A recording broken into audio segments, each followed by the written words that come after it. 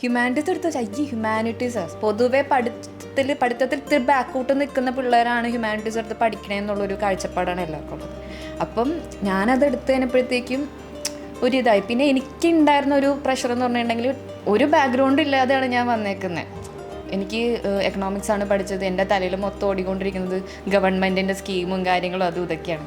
ഇവിടെ വന്നതിന് ശേഷമാണ് കമ്പ്യൂട്ടറിനെ കുറിച്ച് ഞാൻ മര്യാദയ്ക്കൊന്നും പഠിക്കണത് പോലും. നസീബ് സാറായിരുന്നു എൻ്റെ ട്രെയിനർ. ഞാൻ ഫസ്റ്റിന് സാറിൻ്റെ അടുത്ത് സാറേ ഈ 4 മാസം കഴിഞ്ഞാൽ പരീക്ഷ ഉണ്ടാവുമോ എന്നാണ് ഞാൻ ചോദിച്ചത് സാറിൻ്റെ അടുത്ത്. അപ്പോൾ സാർ പറഞ്ഞു പരീക്ഷയോ? നമ്മൾ എക്സാമൊക്കെ എഴുതിയിട്ട് പാസ്സാകുമ്പോഴേ നമുക്ക് സർട്ടിഫിക്കറ്റ് ഉള്ളൂ. അതൊന്നും ഇല്ല, വന്ന് പഠിച്ചിട്ട് പോയാൽ മതി, നിങ്ങൾക്ക് പ്ലേസ്മെൻറ്റ് ആയിക്കോളും എന്നാണ് സാറിൻ്റെ അടുത്ത് പറഞ്ഞത്. ഇപ്പോൾ ഒരു ഓഫീസിൽ പോയപ്പോൾ എൻ്റെ വീഡിയോ എടുത്ത് കണ്ടിട്ടാണ് സാർ അവിടുത്തെ MD ആയാലും എൻ്റെ അടുത്ത് പറഞ്ഞാൽ നമുക്ക് ഓക്കെ ജോബിൽ കയറിക്കോ എന്ന് പറഞ്ഞത്. അപ്പോൾ ആ ഒരു വീഡിയോ ഉള്ളത് കൊണ്ടാണ് എനിക്കിപ്പോൾ ഒരു ജോബ് കിട്ടിയതെന്ന് വേണമെങ്കിൽ പറയാം. നമുക്ക് ക്യാമറ ഫിയർ ഇല്ലാതാക്കി മാറ്റായിരുന്നു വൺ ടീമിൽ ചെന്ന് കഴിഞ്ഞപ്പോൾ എനിക്കുണ്ടായിരുന്നത്. എനിക്ക് പൊതുവേ ഷൈനസ് ഉള്ള ഒരാളാണ് ഞാൻ. വൺ ടീമിൽ വന്നതിന് ശേഷം എക്സ്ട്രോവേർട്ടായി പോയി. പിന്നെ വൺ ടീമിൻ്റെ ആഡിലും ഞാനായി. അപ്പോൾ അതെനിക്ക് വലിയൊരു അച്ചീവ്മെൻ്റ് ആയിട്ട് തോന്നിയിട്ടുണ്ട്. വൺ ടീമിൻ്റെ ആഡിൽ എൻ്റെ ഫേസ് വന്നു. Hi hello, welcome to one team talks. അപ്പോൾ ഇന്ന് നമ്മുടെ കൂടെ ഉള്ളത് ശ്രീലക്ഷ്മിയാണ്. വൺ ടീമിൽ തന്നെ ഡിജിറ്റൽ മാർക്കറ്റിംഗ് പഠിച്ച് one of the famous student എന്ന് നമുക്ക് പറയാം. So Sreelakshmi, welcome. Thank you. Okay, Sreelakshmi എവിടെ നിന്നാണ് വരുന്നത്, എന്താണ് ബാക്ക്ഗ്രൗണ്ട്, ഒന്ന് ഡിസ്ക്രൈബ് ചെയ്യാമോ? എൻ്റെ വീട് മഞ്ഞുമലാണ്. ഞാൻ പഠിച്ചതെല്ലാം മഹാരാജാസ് കോളേജിലാണ്. മഹാരാജാസ് എക്കണോമിക്സ് ആയിരുന്നു എൻ്റെ ബാക്ക്ഗ്രൗണ്ട്. 2020 പാസ് ഔട്ടായിരുന്നു ഞാൻ.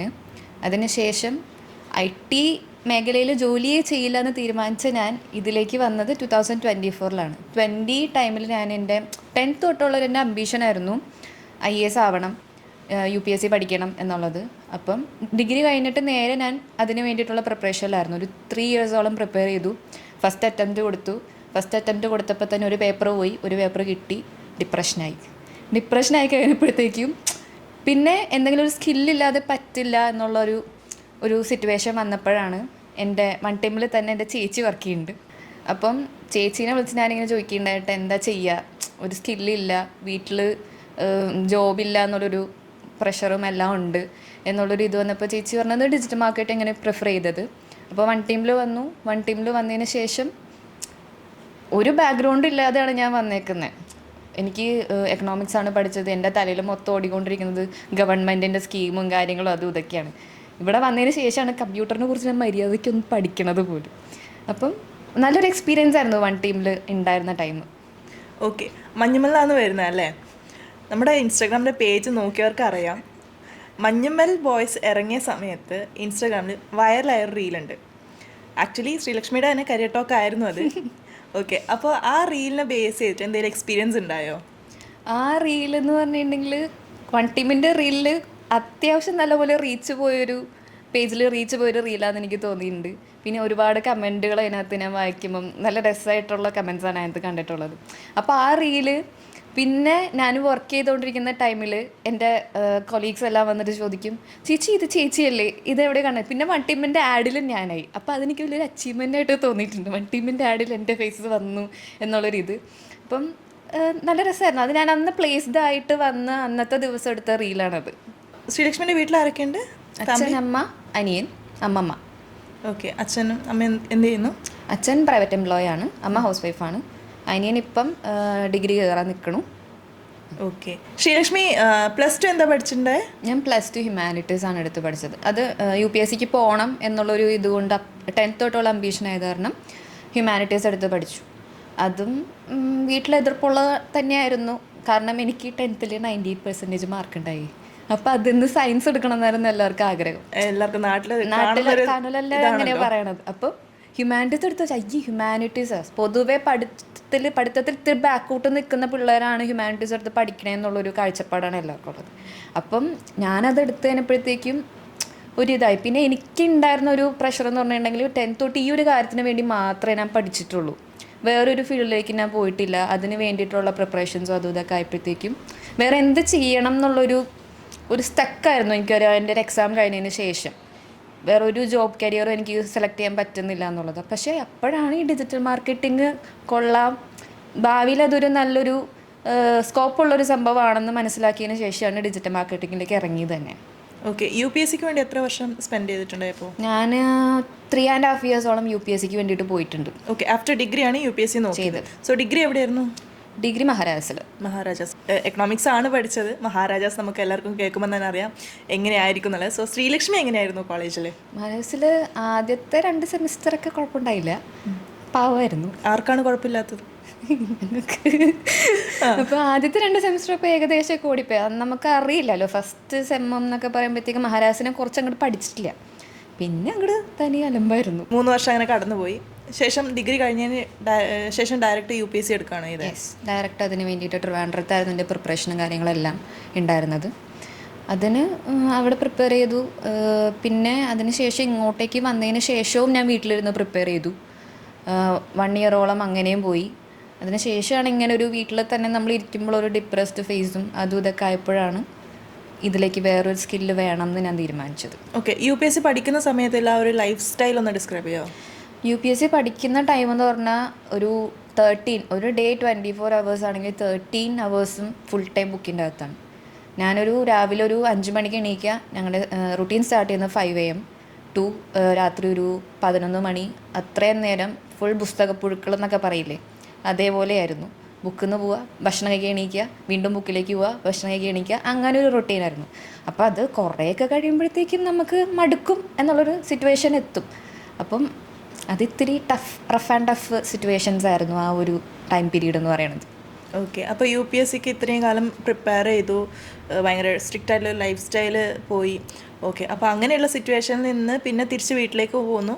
ഓക്കെ. അപ്പോൾ വീട്ടിൽ വന്നതിന് ശേഷം ഈ ഒരു UPSC പ്രിപ്പറേഷൻ തന്നെ കണ്ടിന്യൂ ചെയ്തു പോയി. പിന്നെ ഏത് പോയിന്റിലാണ് UPSC മാറി വേറെ സ്ട്രീം എടുക്കണമെന്ന് തോന്നിയത്?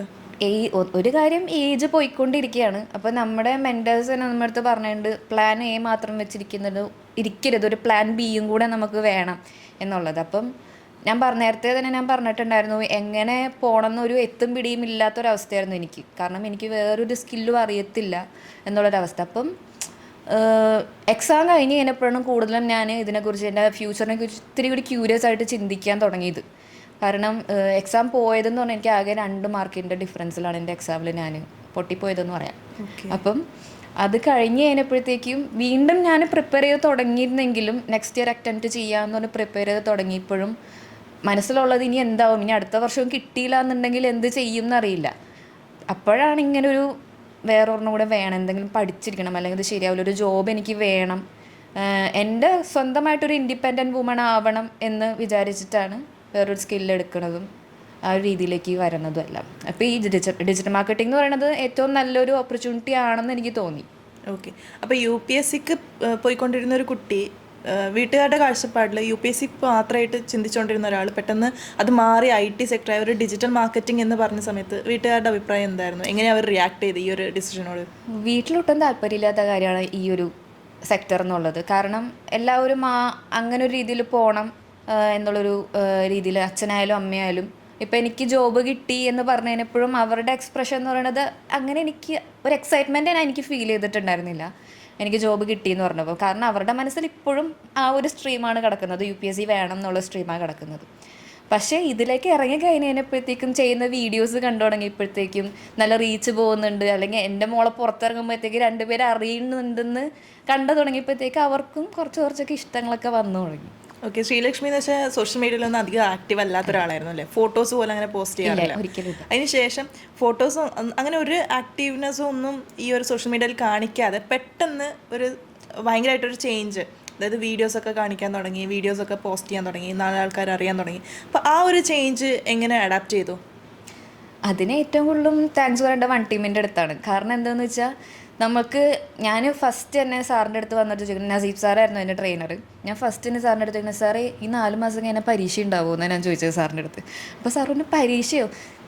നമ്മൾ എക്സാമൊക്കെ എഴുതിയിട്ട് പാസ്സാകുമ്പോഴേ നമുക്ക് സർട്ടിഫിക്കറ്റ് ഉള്ളൂ, അതൊന്നും ഇല്ല, വന്ന് പഠിച്ചിട്ട് പോയാൽ മതി, നിങ്ങൾക്ക് പ്ലേസ്മെൻറ്റ് ആയിക്കോളും എന്നാണ് സാറിൻ്റെ അടുത്ത് പറഞ്ഞത്. അപ്പോൾ അവിടെ തന്നെ ഞാൻ ബുക്കും പേനയൊക്കെ എടുത്ത് വെച്ചിട്ടാണ് ഇരിക്കണത്, എഴുതണം. സാറ് പറഞ്ഞ നോട്ട് എഴുതണം മതി. അപ്പോൾ സാർ പറഞ്ഞു, ഇങ്ങനെയൊന്നും അല്ല ചെയ്യേണ്ടത്, നിങ്ങളുടെ നോട്ട് നിങ്ങൾ ഡോക്കാക്കുക, അതേപോലെ തന്നെ പല പല കാര്യങ്ങൾ പഠിക്കാൻ ഇവിടെ നിന്നുണ്ടാകും. അതായത് ഇപ്പം അവിടുത്തെ സ്റ്റാഫ് ആയാലും നമ്മുടെ അടുത്ത് ഇപ്പോൾ ഒരു സോങ് ഇറങ്ങി കഴിഞ്ഞിട്ടുണ്ടെങ്കിൽ വീഡിയോ ഉണ്ടാക്കുക, നമുക്ക് കറൻ്റ്ലി എന്താണോ പോകുന്നത് അത് ട്രെൻഡിങ് ആയിട്ട് നമുക്ക് വീഡിയോ പോട്ടെ. അപ്പം അവിടെ നിന്ന് തന്നെ നമ്മൾ വീഡിയോ എടുക്കാനായിട്ട് ട്രെയിൻ ചെയ്യിപ്പിക്കുകയും നമുക്ക് ക്യാമറ ഫിയർ ഇല്ലാതാക്കി മാറ്റിയായിരുന്നു വൺ ടീമിൽ ചെന്ന് കഴിഞ്ഞപ്പോൾ എനിക്ക് ഉണ്ടായിരുന്നത്. എനിക്ക് പൊതുവേ ഷൈനസ് ഉള്ള ഒരാളാണ് ഞാൻ. ക്യാമറയുടെ മുന്നിൽ അങ്ങനെ ഇങ്ങനെയൊന്നും ഇരിക്കില്ല. പക്ഷെ അവിടെ ചെന്നപ്പോൾ അവിടുത്തെ അറ്റ്മോസ്ഫിയർ എല്ലാം കണ്ടപ്പോൾ പിന്നെ ക്ലാസ്സിലെ കുട്ടികളായാലും ടീച്ചേഴ്സ് ആയാലും പിന്നെ വൺ ടീമിലെ സ്റ്റാഫ് ആയാലും എല്ലാവരും ഭയങ്കര സപ്പോർട്ടീവാണ്. നമുക്ക് വീഡിയോ എടുക്കണം, നമുക്കത് പോസ്റ്റ് ചെയ്യണം എന്നൊക്കെ ഉള്ളൊരു രീതിയിൽ. അങ്ങനെയാണ് ഇപ്പോൾ ഒരു ഓഫീസിൽ പോയപ്പോൾ എൻ്റെ വീഡിയോ എടുത്ത് കണ്ടിട്ടാണ് സാർ അവിടുത്തെ MD ആയാലും എൻ്റെ അടുത്ത് പറഞ്ഞാൽ നമുക്ക് ഓക്കെ ജോബിൽ കയറിക്കോ എന്ന് പറഞ്ഞത്. അപ്പം ആ ഒരു വീഡിയോ ഉള്ളത് കൊണ്ടാണ് എനിക്കിപ്പോൾ ഒരു ജോബ് കിട്ടിയതെന്ന് വേണമെങ്കിൽ പറയാം. അപ്പോൾ ഒരു വീഡിയോ ആണ് ലൈഫ് മാറ്റി മറിച്ചത്. ഓക്കെ, വൺ ടീമിലേക്ക് വന്ന ഒരു സ്റ്റോറി എന്തായിരുന്നു? ആദ്യം ഞാൻ ഏത് കോഴ്സ് എടുക്കണം എന്നുള്ളൊരു കൺഫ്യൂഷൻ ആയിരുന്നു. കാരണം അറിയില്ലല്ലോ എങ്ങനെയാണെന്നുള്ളത്. അപ്പം അങ്ങനെയാണ് വൺ ടീമിൽ എൻ്റെ ചേച്ചി വർക്ക് ചെയ്യുന്നുണ്ട്. അപ്പം ചേച്ചീനെ വിളിച്ച് ഞാൻ ചോദിച്ചു എന്താ ചെയ്യണ്ടേ. അപ്പം ചേച്ചിയാണ് പറഞ്ഞത് ചേച്ചി ഓൾറെഡി ഈ ഫീൽഡിലായത് കാരണം ഇത് നല്ല സ്കോപ്പായിരിക്കും എന്ന് പറഞ്ഞു. അപ്പം പല ഇൻസ്റ്റിറ്റ്യൂഷൻസിലും ഞാൻ വിളിച്ച് ചോദിച്ചിട്ടുണ്ടായിരുന്നു എങ്ങനെയാണ് എന്നുള്ളത്. പക്ഷേ ചിലയിടത്ത് നമുക്ക് താങ്ങാൻ പറ്റുന്നതിലും കൂടുതൽ ഫീസായിരിക്കും, ചിലയിടത്ത് അത്രയും ക്വാളിറ്റി ഉണ്ടാവില്ലായിരിക്കും. പക്ഷേ വൺ ടീമിൽ അങ്ങനെയല്ല, നമുക്ക് പറ്റുന്ന രീതിയിലുള്ള ഫീസും അതേപോലെ തന്നെ അത്രയും ക്വാളിറ്റി ആയിട്ടുള്ളതും അത്രയും പ്ലേസ്മെൻറ്റ് അഷുറൻസ് തരുന്നത് കൊണ്ടും വൺ ടീം തന്നെ മതി എന്ന് കയറി കഴിഞ്ഞപ്പോഴാണ് നമുക്ക് മനസ്സിലായത് ഇത് തന്നെയാണ് ഇൻസ്റ്റിറ്റ്യൂട്ട് പഠിക്കേണ്ടത് എന്നുള്ളത് മനസ്സിലായത്. ഓക്കെ, നസീബ് സാർ ആയിരുന്നു ട്രെയിനർ അല്ലേ? എങ്ങനെയുണ്ടായിരുന്നു സാറിൻ്റെ ക്ലാസ്? സാറ് വെറുതെ നൈസായിരുന്നു. അതായത് എന്ത് ഡൗട്ട് ഉണ്ടെങ്കിലും സാറിൻ്റെ അടുത്ത് അപ്പോൾ ചോദിച്ചിട്ടുണ്ടെങ്കിൽ അപ്പോൾ തന്നെ ക്ലിയർ ആക്കി തരും. ഇപ്പം ഞാൻ ജോബിന് കയറി കഴിഞ്ഞിട്ടാണെങ്കിലും ഫസ്റ്റ് തന്നെ ഭയങ്കര ഡൗട്ടും കാര്യങ്ങളൊക്കെ നമുക്ക് വരും. നമുക്ക് പറഞ്ഞു തരാനായിട്ട് ആരോടും ഉണ്ടായിരുന്നില്ല. അപ്പോൾ സാർ എപ്പോൾ വിളിച്ചാലും സാർ അപ്പോൾ ഫോൺ എടുക്കും, സാർ അപ്പോൾ തന്നെ ക്ലിയർ ആക്കി തരും. ഇനിയിപ്പോൾ നമുക്ക് കാണിച്ചു കൊടുക്കാൻ സാറ് വീഡിയോ കോൾ ചെയ്യും, നമുക്ക് അങ്ങനെ ചെയ്തിട്ട് ഞാൻ ക്ലിയർ ആക്കി തരാം എന്ന് പറയും. സാർ ഇപ്പോഴും കോൺടാക്റ്റ് ഉണ്ട് സാറിൻ്റെ അടുത്ത്. സാറ് എപ്പോഴും ഒരു നല്ലൊരു എന്താ പറയുക നല്ലൊരു ടീച്ചർ, നല്ലൊരു ഫ്രണ്ട് എന്ന രീതിയിലാണ് സാർ പഠിപ്പിച്ചിട്ടുള്ളത്. ഓക്കെ, നസീബ് സാർ പഠിപ്പിച്ചിരിക്കുന്ന എല്ലാ സ്റ്റുഡൻസിൻ്റെ അടുത്ത് ചോദിക്കുമ്പോൾ പറയുന്ന ഒരു കാര്യമാണ് പൊളി മനുഷ്യനാണ്. അതെ, പൊളി മനുഷ്യനാണ്. അതന്നെയാണ് അഭിപ്രായം? അതന്നെയാണ് അഭിപ്രായം. എത്ര ഇൻ്റർവ്യൂസ് അറ്റൻഡ് ചെയ്തു? ഞാൻ രണ്ട് ഇൻ്റർവ്യൂസാണ് അറ്റൻഡ് ചെയ്തത്. അത് ഫസ്റ്റ് ഇൻ്റർവ്യൂ എനിക്ക് കിട്ടിയില്ല, കാരണം എനിക്ക് ഭയങ്കര ടെൻഷനായിരുന്നു. ഞാൻ ഇതുവരെ ഇൻ്റർവ്യൂ ഒന്നും അപ്പിയർ ചെയ്തിട്ടില്ലല്ലോ. മോക്ക് ഇൻ്റർവ്യൂസ് ഞാൻ വൺ ടീമിൽ നിന്ന് എടുത്തില്ല. ഞാൻ കോഴ്സ് കഴിയണേക്ക് മുന്നെയാണ് പ്ലേസ്ഡ് ആയത്. അപ്പം ഞങ്ങളുടെ മോക്ക് ഇൻ്റർവ്യൂ നടക്കേണ്ട ടൈമിൽ ഞാൻ നീതു മാം ഉണ്ടായിരുന്നു. നീതു മാം ആയിരുന്നു ഇതെല്ലാം ചെയ്തുകൊണ്ട്. അപ്പോൾ മാമിൻ്റെ അടുത്ത് ഞാൻ ചോദിച്ചു, മാം ഞാനിങ്ങനെ അറ്റൻഡ് ചെയ്തിട്ടില്ല ഇൻ്റർവ്യൂവും കാര്യങ്ങളൊന്നും, അപ്പോൾ എന്താവും ക്വസ്റ്റ്യൻസ് എന്തായിരിക്കും ചെയ്യേണ്ടത്? അപ്പോൾ മാം പറഞ്ഞത് നീ ക്ലാസ്സിൽ എങ്ങനെയായിരുന്നു നീ ഞങ്ങളുടെ അടുത്ത് പെരുമാറിക്കൊണ്ടിരുന്നത്, അതേ രീതിയിൽ നല്ലൊരു ബോൾഡായിട്ട് നല്ലപോലെ രീതിയിൽ ചോദിക്കുന്ന ക്വസ്റ്റ്യൻസ് ഫേസ് ചെയ്യാണ്ട് ബോൾഡായിട്ട് ഫേസ് ചെയ്യുക, അപ്പം നിങ്ങൾക്ക് സംഭവങ്ങളെല്ലാം കിട്ടിക്കൊള്ളുന്നു. അപ്പം ആദ്യത്തെ ഇൻ്റർവ്യൂ പറ്റി ഞാൻ മാമിനെ വിളിച്ച് പറഞ്ഞു, മാം ഇങ്ങനെ പോയിക്കോ. അപ്പം മാം പറഞ്ഞു കുഴപ്പമില്ല, ഇനി ഇൻ്റർവ്യൂസ് ഉണ്ടാവില്ല. അപ്പം വൺ ടീമിൽ നിന്ന് തന്നെയാണ് എന്നെ വിളിച്ച് പറഞ്ഞത് ഇനിയൊരു ഇൻ്റർവ്യൂ ഉണ്ട്, അപ്പോൾ പോകണം. അങ്ങനെ പോയി കഴിഞ്ഞപ്പോഴത്തേക്കും നല്ല രീതിയിൽ പെർഫോം ചെയ്യാൻ പറ്റി. മോക്ക് ഇൻ്റർവ്യൂസ് ഇല്ലാന്നുണ്ടെങ്കിലും വൺ ടീമിൻ്റെ ക്ലാസ് മതി എന്ന് എനിക്ക് അപ്പോൾ മനസ്സിലായി. ഓക്കെ, അപ്പോൾ മോക്ക് ഇൻ്റർവ്യൂസ് ഇല്ലെങ്കിലും ശ്രീലക്ഷ്മിക്ക് ആ ഒരു കോൺഫിഡൻസ് ഉണ്ടായിരുന്നു? അതെ.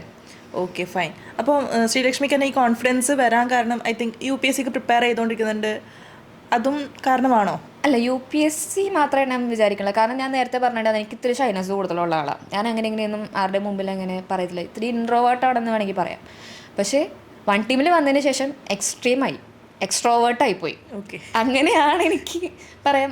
UPSC ആയിട്ട് ഇതിന് യാതൊരു വിധത്തിൽ എൻ്റെ ഇൻ്റർവ്യൂ ക്രാക്ക് ചെയ്യാനായിട്ട് യാതൊരു വിധത്തിലും UPSCക്ക് ബന്ധമില്ല. അത് എപ്പോഴും വൺ ടീമിനുള്ള ക്രെഡിറ്റ് തന്നെയാണ്.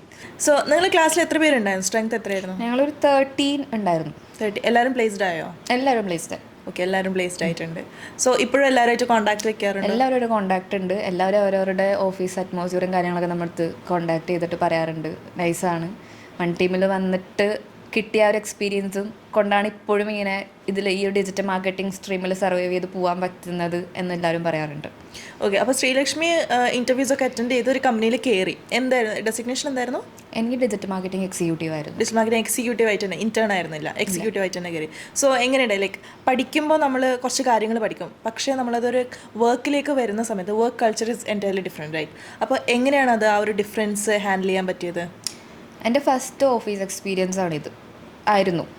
അപ്പം ഞാനിങ്ങനെ ചെന്നിരിക്കുമ്പോൾ തന്നെ ഞാൻ SEOയിൽ കൂടുതൽ കോൺസെൻട്രേറ്റ് ചെയ്യണമെന്ന് വിചാരിച്ച വ്യക്തിയാണ്. പക്ഷേ അവിടെ ചെന്നപ്പോൾ നേരെ തിരിഞ്ഞ് SMMലേക്കായിപ്പോയി. അപ്പം സാറ് പറയും കുഴപ്പമില്ല, എന്തായാലും ക്ലിയർ ആക്കി തരാം. അപ്പോൾ എനിക്ക് ഡൗട്ട് വന്നു കഴിഞ്ഞിട്ടുണ്ടെങ്കിൽ ഞാൻ വിളിക്കണം നസീബ് സാറിനെ. അപ്പോൾ നസീബ് സാർ ഉള്ളതുകൊണ്ട് എനിക്ക് അങ്ങനെ പിടിച്ചിരിക്കാൻ പറ്റി ഫസ്റ്റ് ആ മന്ത് കുറേ ദിവസം, കുറേ നാൾ. അതിന് ശേഷം പിന്നെ നമ്മുടെ അറ്റ്മോസ്ഫിയറായിട്ട് അഡാപ്റ്റ് ചെയ്ത് പോയി, കുഴപ്പമില്ലാതെയായി. ആ കമ്പനിയിലും ശ്രീലക്ഷ്മി ആയിരുന്ന കമ്പനിയുടെ ഫേസ് അല്ലേ? ഞാൻ കേട്ടിട്ടുണ്ട്, ഒരുപാട് വീഡിയോസ് ഞാൻ കാണുകയും ചെയ്തു. സോ അതെങ്ങനെയായിരുന്നു, ആ ഒരു ലൈൻ എങ്ങനെയാണ് പോയിട്ടുണ്ടായത്? ഫസ്റ്റ് അതായത് കമ്പനിയുടെ പേജ് റീച്ച് ആക്കാനായിട്ട് എൻ്റെ കുറേ വീഡിയോസ് ഹെൽപ്പ് ചെയ്തിട്ടുണ്ട്. അതിൽ നമുക്ക് എന്താ പറയുക, ഫസ്റ്റ് തുടക്കത്തിൽ തന്നെ കുറച്ച് ഇതായിരുന്നു ചെയ്ത് നമുക്ക് പറയണേലും അതിലെല്ലാം കുറച്ച് പ്രശ്നങ്ങളുണ്ടായിരുന്നു. പിന്നെ എന്താ ലക്ഷ്മി വീഡിയോ എടുക്കണം, സ്ക്രിപ്റ്റൊന്നും നമുക്കിപ്പോൾ വേണ്ട, സ്ക്രിപ്റ്റ് ഇല്ലാതെ തന്നെ നമ്മൾ ചാടിക്കരുത്, സാറേ പറ വീഡിയോ ഏതാ എടുക്കണ്ടേ എന്നുള്ള രീതിയിലായിരുന്നു നമ്മളങ്ങനെ പറഞ്ഞുകൊണ്ടിരുന്നത്. അപ്പം പിന്നെ നമുക്ക് കുറേ റീച്ചായി തുടങ്ങി. ഒരു വീഡിയോ 3 million എബോവ് റീച്ചായി.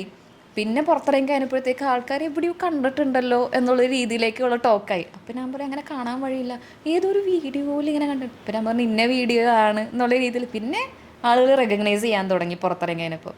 എനിക്ക് തോന്നുന്നു ട്രെയിനിൽ പോകുമ്പോൾ ഒരിക്കലും ഇങ്ങനെ ഒരു ഇൻസിഡൻറ്റ് ഉണ്ടായില്ലേ? ട്രെയിനിൽ പോകുമ്പോൾ ഉണ്ടായിരുന്നു. കാരണം എന്നെ ട്രിവാൻഡ്രത്തിന് ട്രാവൽ ചെയ്തുകൊണ്ടിരിക്കുകയെന്ന് വെച്ചാൽ അപ്പോൾ രാത്രി ടൈം ആയിരുന്നപ്പോഴത്തേക്കും രണ്ടുപേരിങ്ങനെ ഭയങ്കരമായിട്ട് നോക്കിക്കൊണ്ടിരിപ്പുണ്ട്. അപ്പോൾ ഒറ്റയ്ക്കാണ് ട്രാവൽ ചെയ്യുന്നത്.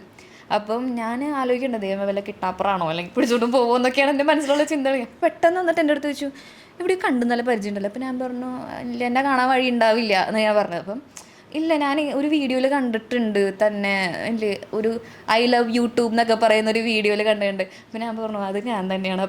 അപ്പം മനസ്സിലായോ, പിന്നെ ആളുകൾ കൂടുതൽ കണ്ടു തുടങ്ങിയിട്ടുണ്ടല്ലോ എന്നുള്ള രീതിയിൽ. അതൊരു പ്രാങ്ക് വീഡിയോ ആയിരുന്നോ? അതെ, പ്രാങ്കായിരുന്നു. Prank video. എനിക്ക് ഒരു പരിചയമില്ലാത്ത രീതിയിൽ പ്രാങ്ക് അടിച്ചു പോയമാരെന്നെ. ലൈക്ക് ചലഞ്ചസ് എന്തെങ്കിലും ഫേസ് ചെയ്തിട്ടുണ്ടായോ ഈ ഒരു കോഴ്സ് പഠിക്കുന്ന സമയത്ത്? ബിക്കോസ് കുറേ പേര് നോൺ IT ബാക്ക്ഗ്രൗണ്ടിൽ നിന്ന് വന്നിട്ട് പെട്ടെന്ന് സിസ്റ്റംസ് യൂസ് ചെയ്യുക, കമ്പ്യൂട്ടേഴ്സ് യൂസ് ചെയ്യുക പലർക്കും പറ്റാത്തൊരു കാര്യമാണ്. അപ്പോൾ അങ്ങനെ നമുക്ക് യൂസ് ചെയ്യേണ്ടി വരുന്ന സമയത്ത് സോഷ്യൽ മീഡിയസിലും അധികം ആക്റ്റീവ് അല്ല, അപ്പോൾ സോഷ്യൽ മീഡിയ യൂസ് ചെയ്യണം. അപ്പോൾ ആ ഒരു സമയത്ത് ഫേസ് ചെയ്യേണ്ടി വന്ന ചലഞ്ചസ് എന്തൊക്കെയാണ്? അത് പറഞ്ഞിട്ടുണ്ടെങ്കിൽ എനിക്കിപ്പം ഞാൻ ആകെ പോയി തപ്പാറുള്ളത് ഗൂഗിളിൽ സെർച്ച് ചെയ്യുക, പഠിക്കേണ്ട കാര്യങ്ങൾ സെർച്ച് ചെയ്യുക, അത്ര മാത്രമേ ഉണ്ടായിരുന്നുള്ളൂ.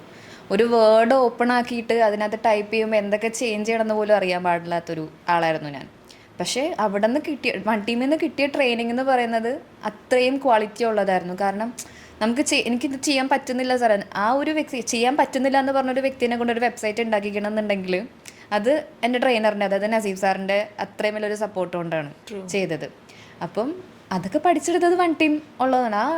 ആ ഒരു എന്താ പറയുക, ഓൺലൈൻ മീഡിയ ആയിട്ടൊരു ഇൻറ്ററാക്ഷൻ എനിക്ക് ഉണ്ടായിരുന്നില്ല. അത് ഉണ്ടാക്കിയെടുക്കുക എന്നുള്ളതായിരുന്നു എനിക്ക് നേരിട്ടിരുന്നൊരു ചാലഞ്ച് എന്ന് പറയുന്നത്. അത് നമ്മുടെ ട്രെയിനേഴ്സ് കൂടെ ഉള്ളതുകൊണ്ട് അതെല്ലാം ഒരു പ്രശ്നമില്ലാതെ തന്നെ ക്ലിയർ ആയിപ്പോയി. അപ്പോൾ ഇതിൻ്റെ ഇടയിൽ വെബ്സൈറ്റ് ക്രിയേറ്റ് ചെയ്തു എന്നൊരു കാര്യം പറഞ്ഞിട്ടുണ്ട്, എന്തിനെ പറ്റിയിട്ടുള്ള വെബ്സൈറ്റ് ആയിരുന്നോ? ഞാൻ വന്ന ഫീൽഡ് തന്നെ UPSCക്ക് വേണ്ടിയിട്ടുള്ളൊരു വെബ്സൈറ്റ് ആയിരുന്നു ഞാൻ ക്രിയേറ്റ് ചെയ്തത്. ഫ്രീ മെറ്റീരിയൽസ് പ്രൊവൈഡ് ചെയ്യാം എന്നുള്ള രീതിയിൽ വേണ്ടിയിട്ട്. അപ്പം അതിന്ന് എൻ്റെ കോണ്ടാക്ട് പേജ് റാങ്കായി. അങ്ങനെ എനിക്ക് കോണ്ടാക്റ്റ് വന്നിട്ടുണ്ട് ഒരുപാട് കുട്ടികളുടെ അടുത്ത് നിന്ന്. UPSC പ്രിപ്പയർ ചെയ്യുന്ന ഓൾ ഇന്ത്യ വെച്ചിട്ടാണ് ഞാൻ ചെയ്തത്. എൻ്റെ ഓഡിയൻസ് മൊത്തം ഓൾ ഇന്ത്യ ആയിരുന്നു. അപ്പം നോർത്ത് ഇന്ത്യൻസിൽ നിന്നായാലും തമിഴ്നാട്, കർണാടക അങ്ങനെയുള്ള സ്ഥലങ്ങളിൽ നിന്ന് എനിക്ക് കോൾ വന്നിട്ടുണ്ടായിരുന്നു ഒരുപാട് കുട്ടികൾ. അപ്പോൾ ശ്രീലക്ഷ്മിനെ പോലെ തന്നെ ഒരു കാര്യം മാത്രം ഫോക്കസ് ചെയ്ത് പോകുന്ന കുറേ കാൻഡിഡേറ്റ്സ് ഉണ്ടാവില്ലേ? ലൈക്ക് ചിലവർക്ക് സക്സസ്ഫുൾ ആയിരിക്കും, ചിലവർക്ക് ചിലപ്പോൾ കിട്ടാൻ ഇച്ചിരി സമയം എടുക്കും, അങ്ങനെയൊക്കെ ഒരുപാട് കാൻഡിഡേറ്റ്സ് ഉണ്ടാവും.